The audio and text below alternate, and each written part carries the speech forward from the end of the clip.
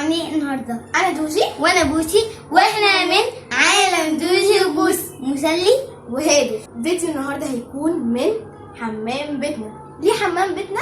عشان النهارده هنحمي رومي. هو بيتوسخ بس ملوش ريحه، بس يعني متوسخ جدا، فاحنا حبينا نوريكم واحنا بنحميه. يلا بينا عشان نروح نحميه. يلا بينا. دلوقتي احنا في حمام بيتنا.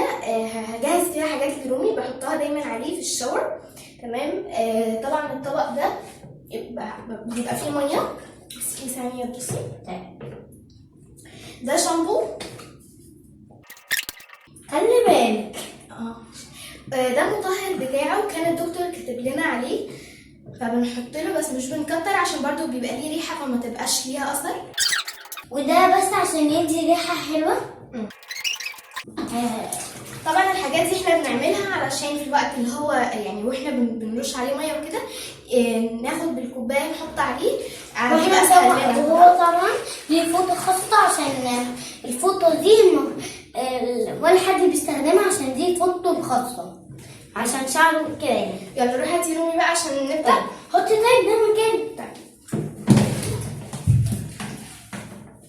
طب لا يلا اهلا اهلا اهلا. استني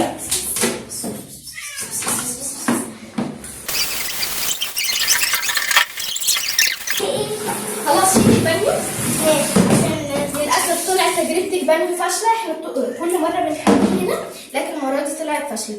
وده كان البانيو بتاعي، كنت بستحمى فيه وانا صغيره.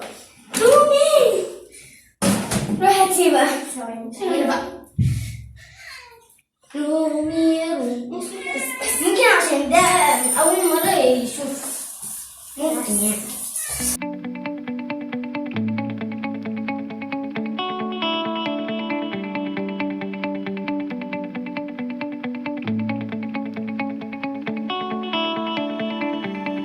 خلاص اقفلي.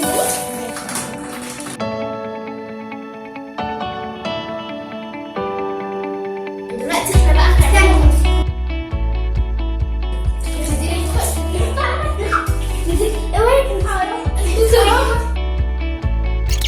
دلوقتي احنا هنشفه لحد ونعمل له الاستشوار. طبعا احنا بنعمل الاستشوار كده خفيف، وبعد كده بنسيبه هو ينشف. يلا بينا نروح على مرحله الاستشوار.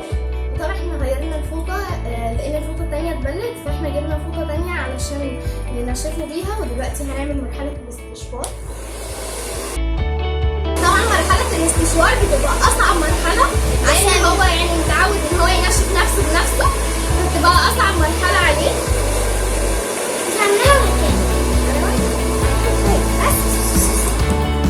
طبعا احنا متعودين يعني بيجري ونلف معاه ورا الشقه، لكن بنعمله الاستشوار.